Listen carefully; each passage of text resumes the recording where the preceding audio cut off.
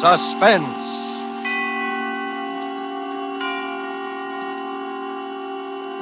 Tonight, The Brighton Strangler, starring John Loder with June Duprez. Suspense. This is the Man in Black, here for the Roma Wine Company of Fresno, California, who tonight from Hollywood bring you a radio play by Robert L. Richards, based on the RKO picture, The Brighton Strangler. The stars of the production are appearing with us this evening in this drama of an actor who specialized in murder and of a girl who became the unwilling heroine in a real-life play. And so, with The Brighton Strangler, and with the performances of John Loder and June Duprez, we again hope to keep you in suspense.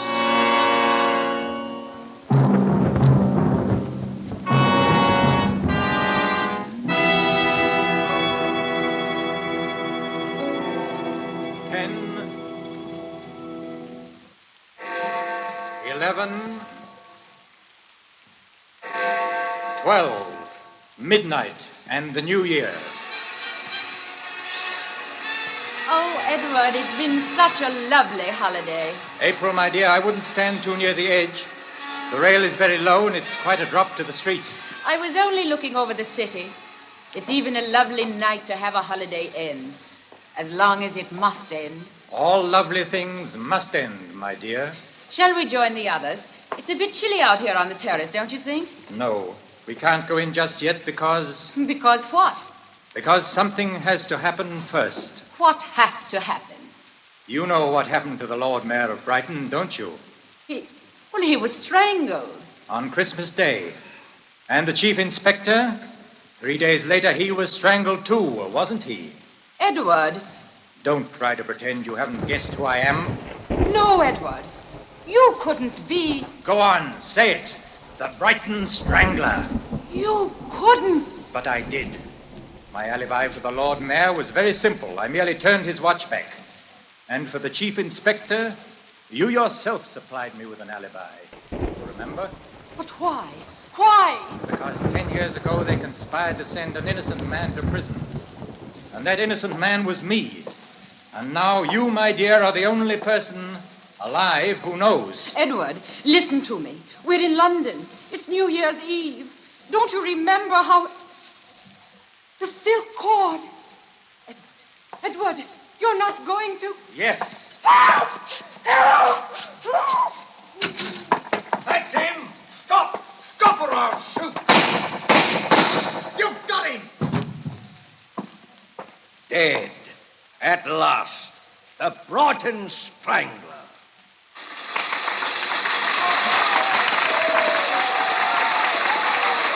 Thank you very much. Thank you. Thank you. Good night.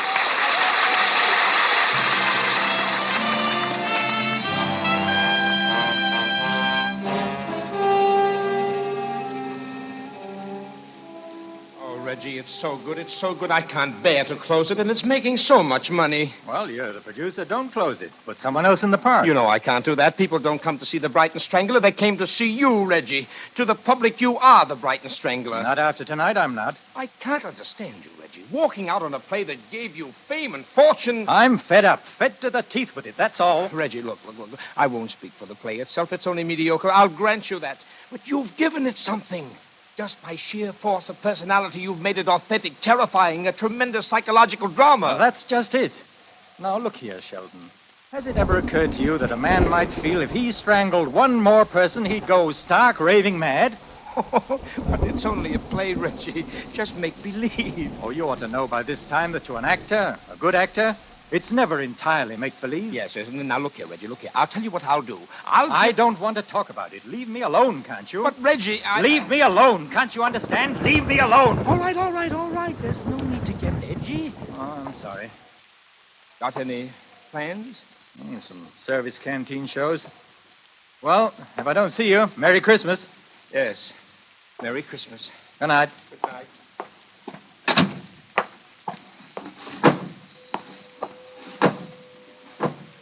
Air raid. Shelton! Gone. Everyone's gone. No time to make the shelter now. Best stay here, I suppose. Getting close. Too close. This is it.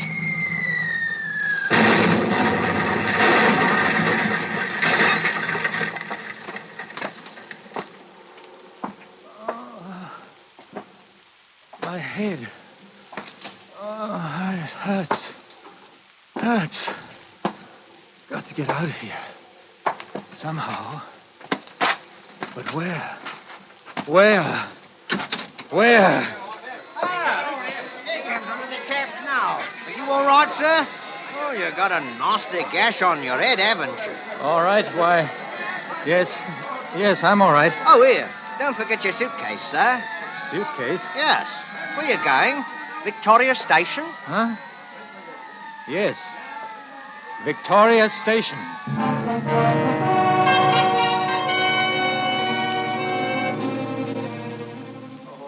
How many? 3 return tickets to Orson. Here you are. Yours? Return to Rottingdean, if you please. Right. Next? Single to Brighton. Brighton. Right, next. What's yours, sir?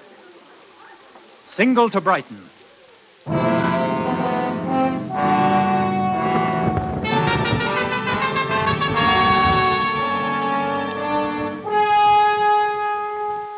Tonight for Suspense, Roma Wines are bringing you as stars Mr. John Loder and Miss June Duprez in The Brighton Strangler, tonight's tale of suspense.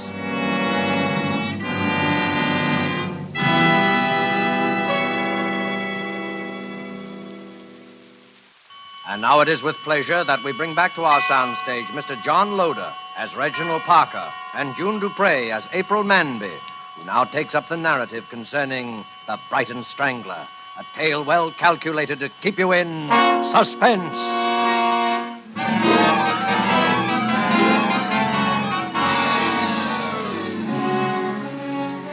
Somehow, from that very first moment, I was drawn to him. He was handsome and attractive, yes, but it wasn't that. He seemed so lonely, so much in need of help. And then on the train, when I thought that he'd really been hurt, I just threw convention to the winds and took charge of him. You've been very kind. Well, someone had to put a bit of sticking plaster on that head of yours. Are you sure you're all right now? Oh, quite, thank you. It must have been terrible. I heard about the theater. The theater? Yes, of course, I recognized you the minute you stepped into the compartment. What? You are Reginald Parker, the actor, aren't you? I've seen your picture on the billboards dozens of times. Reginald Parker. And I've been dying to tell you. My name is April. April? That's the name of the girl in your play, isn't it? And I'm from Brighton. April from Brighton. Only, of course, my last name is Manby. That's where I'm going to. Brighton. Why, isn't that nice? We do have a lot in common, don't we? Yes. A great deal, I think. Oh, we're going to have such wonderful times in Brighton over the holidays. You know, I was wondering if you wouldn't think it forward of me. What? Well, my family is having a party at our house on Christmas Day. Lord Mayor and a lot of people are going to be there, and... The Lord Mayor? Yes, and if you'd like to come... I mean, well, I'm really not a celebrity, Hans, you know. But if you'd really like to come... Why, I'd be delighted. Oh, Mr. Parker, that would be wonderful. April, why don't you call me Edward? Edward? Oh, you mean Reginald Parker's only your stage name? Yes, yes, a stage name. Isn't that odd? I always knew actors had stage names, but I always thought yours was real. But I think I'd rather call you Reginald. Or at least introduce you to my family that way. It's so sort of confusing, 2 names. Well, what's in a name? Yes, after all, what is? Reginald, what's that little silk cord you keep twisting in your hands? Oh, this?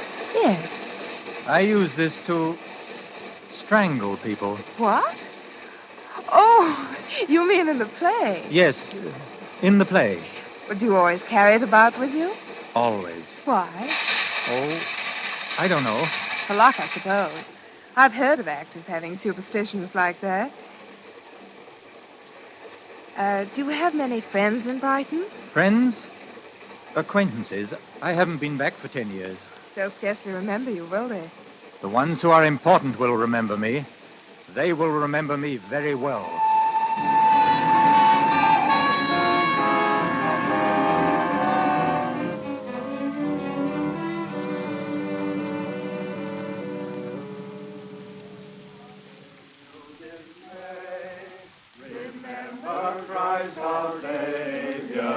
Hello there. Am I late? Oh, no, right on the dot. Just 5:30 now. Here, let me take your coat. Thanks. Now come along and meet everyone. I'm so anxious for you to meet my parents. Told them so much about you. I didn't realize you knew so much about me. You know what I mean. Mother, I want you to meet Mr. Reginald Parker. Well, how do you do, Mr. Parker? How do you do? Mrs. Shackleton. How do you do? Mr. Shackleton. How are you? My father, Dr. Manby. How do you do, sir? And Chief Inspector Allison. How do you do? Well, everyone's here now but the Lord Mayor. I wonder what can be keeping him. Well, it's barely 5:30 now. It's a bit of a walk from his place. I expect he'll be along directly. Well, Mr. Parker, it's a pleasure to meet you in the flesh, so to speak, sir. I have an impression that we have met in the flesh before, Inspector. Well, not that I recall, sir, and I'm sure that I would. I would have thought so too, Inspector. If only because of our mutual adventures in villainy. Eh? Oh, I see what you mean. Well, sir, I'm a practical criminologist, or supposed to be. And I must confess that I find most of these plays and films and so on about crime rather preposterous. Why? Why, in this day and age, a man can't go about killing people without being caught. Once in a while, perhaps, but when you get these stories of chaps with 2 or 3 and a whole string of victims, oh, no, never. But, Inspector, they always are caught in the end, if only to prove to the kiddies that crime doesn't pay. But supposing it were the perfect crime. Oh, bosh, there's no such thing. Really? Oh, you interested in criminology, Mr. Parker? We ought to get together some evening while you're here. Perhaps I could give you a few experiences of my own that would amuse you. I should be delighted, Inspector. In fact, I shall make a point of it. Good. Excuse me a moment. Hello? Yes? Yes, I'll call him. It's for you, Daddy. Oh, thank you, Martha. Yes?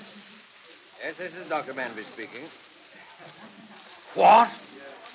Good Lord. Yes. Very well, I'll tell him, and I'll come over at once. What is it? What's wrong? Terrible thing has just happened. We'll need you on this, I'm afraid, Inspector. Now, what's happened? The Lord Mayor has been murdered. Murder? Can't understand it. Why, he didn't have an enemy in the world. When did it happen? He left his house at 5:15 to come over here. He was apparently attacked by someone who'd been lurking in the shrubbery of his own grounds. He was killed at 5:30. His watch had been smashed during the struggle, and that's when it stopped. And how was he killed, Doctor? He was strangled.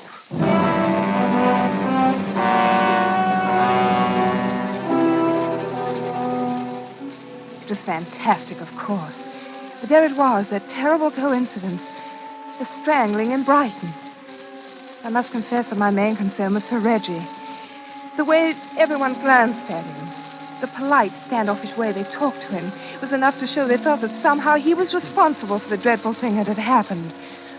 As for myself, I felt almost as badly as he did, and thought I'd never known anyone quite so brave. For it was clear he wanted to get away, and he was quite free to go, and yet he stayed on in Brighton, as though compelled to, perhaps by a strange feeling that he mustn't run off until the mystery had been solved. He even made a little joke about it that night that I drove him to the concert.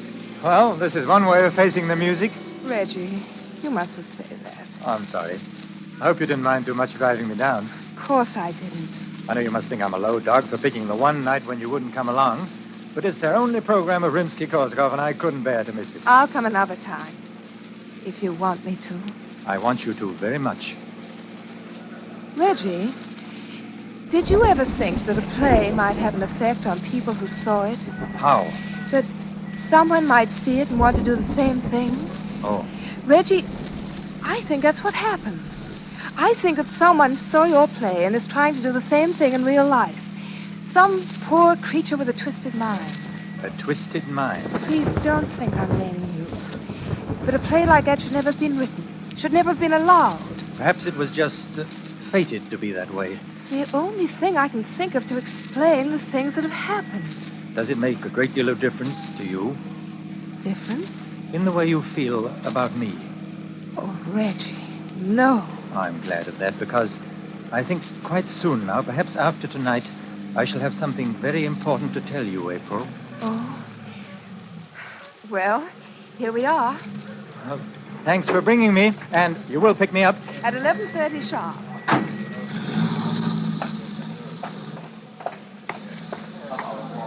Tickets, please, sir. Here you are.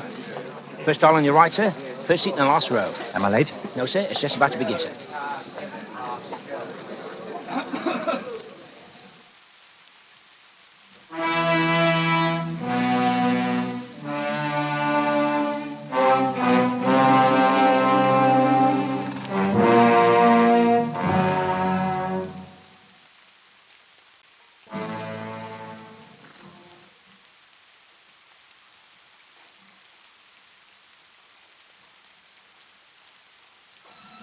Inspector. Hello there, Parker. Come in. Thank you. I was just listening to a little music on my gramophone. You know it? Scheherazade? Yes, it's just 42 minutes long. Oh, is it? I never timed it. Yeah, make yourself comfortable by the fire. I was rather hoping you'd pick this evening to drop in. I'm all alone. I remember you said you'd be. You have quite a music library, Inspector. Yes. And I see you collect other things as well. Oh, my private chamber of horrors. Interested? Very much. Of course, you did want to talk about crime, didn't you? Well, each of these things, rather gruesome, most of them to you, I expect, is like a trophy to me. Now, take this butcher knife. You can imagine what that was used for, I suppose. His wife? That's it. Carved her up and put her in a trunk and checked her at Brighton Station. We didn't find her for 3 months. Never did find her head. We got the chap, though. Now, here's something you don't see very often. A hangman's noose. Yes, the fellow who wore that collar last got me my biggest promotion. It must be a great moment of satisfaction when the bolt is pulled, the rope tightens, and you know your murder is done for. Yes, it is, for a fact. But there's one trophy I intend to have here that'll make me prouder than all the rest. Just a little thing it is, too. Just a bit of cord. You mean the cord that was used to strangle the Lord Mayor? Right you are, and I'll get it. Many years ago, 10 years to be exact, before the Lord Mayor was the Lord Mayor, he was a barrister defending a client in a court of law. And let us suppose that instead of defending his client, he betrayed him to the prosecution and the man went to prison. And let us suppose that the man returned one day, after all those years in prison, to take revenge. And he took it. Very imaginative theory, Mr. Parker. Why don't you drop into my office tomorrow and we'll discuss it further? But you've only heard half of my theory, Inspector.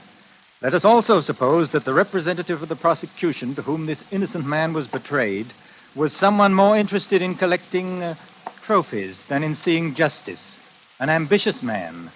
A chief inspector of police, shall we say. Someone like you, Inspector. Really, Mr. Parker. Then it would also follow that our man would strangle you. Wouldn't it, Inspector? I'm afraid play acting has influenced your judgment, sir. This is no play, Inspector. Oh, you couldn't get away with a thing like this. You've said that before. People know where you are. Exactly. You see, I am at a concert. No!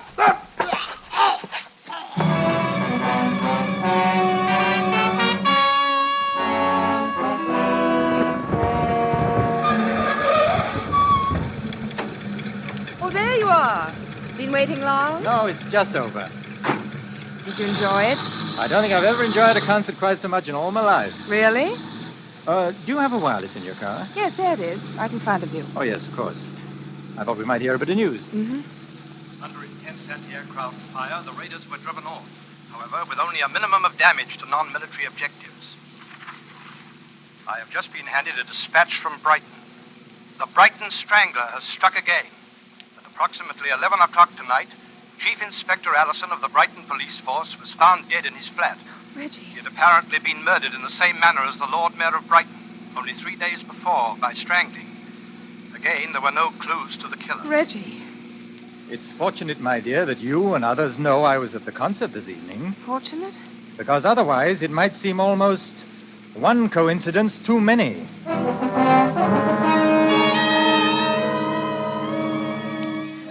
Coincidence? Suddenly, all this coincidence that had seemed only the trickery of an impossible nightmare became the evidence of terrible reality. How I managed to maintain a semblance of calm as I drove him back to his hotel, I shall never know. The next day he had left, and that afternoon he called me from London. He said it was most urgent that I see him. I knew that I must go. But first, I went to the police.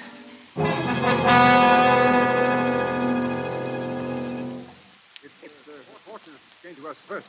Now, if you know where he is, miss, we'll arrest him at once. But I don't know where he is. And besides, I have no proof. Neither of you, neither has anyone. There's all the proof we need, miss. But don't you see the pattern? I'm to meet him at the Plaza Hotel. And the Plaza Hotel is a terrace. And tonight is New Year's Eve. And my name is April. You'll be taking your life in your hands, miss. Oh, maybe I'm wrong. I pray that I am. Maybe you won't have to do anything, and he'll come to you of his own accord when I tell him you want him. But if I'm not wrong, if this is the only way to save him, I'm the only person in the world who can do it. Well, what did you say the line in the play was?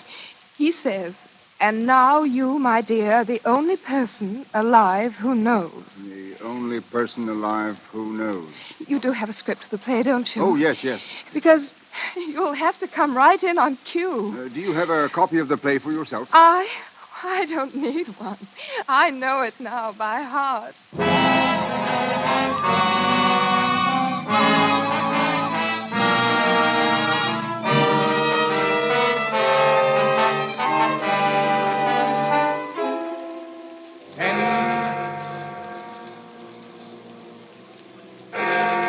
Eleven, 12, midnight, and the new year. Shall we go in? It's a bit chilly out here, don't you think? No, we can't go in just yet because... Because what? Because something has to happen first. What has to happen? You know what happened to the Lord Mayor of Brighton, don't you? And the Chief Inspector, he was strangled too, wasn't he? Reggie. Don't try to pretend you haven't guessed who I am. Reggie, this is where the lines are different from the play. I've known who you are. Go on, say it. The Brighton Strangler. And now you have a silk cord in your hands and you want to strangle me. But you mustn't. Oh, listen to me, Reggie. You've been sick. Don't you understand? You've been sick and you've got to get well. And now you, my dear, are the only person alive who knows. Reggie, no. Yes. Applaud, all of you. Applaud. Applaud. He's let go of her, all right. But keep him covered all the same. Thank you. Thank you very much. Thank you. He's backing up to the railing. He'll fall. Stop him, someone. Thank you. Thank you very much. Thank you, everybody. Good night.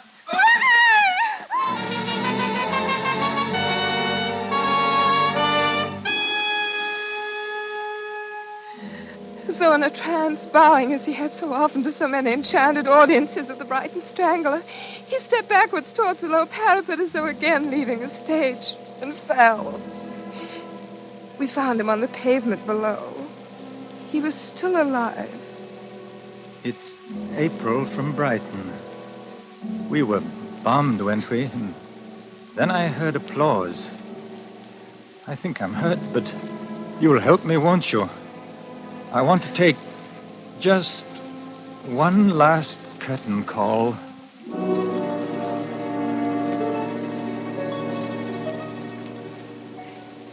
He died there, in my arms.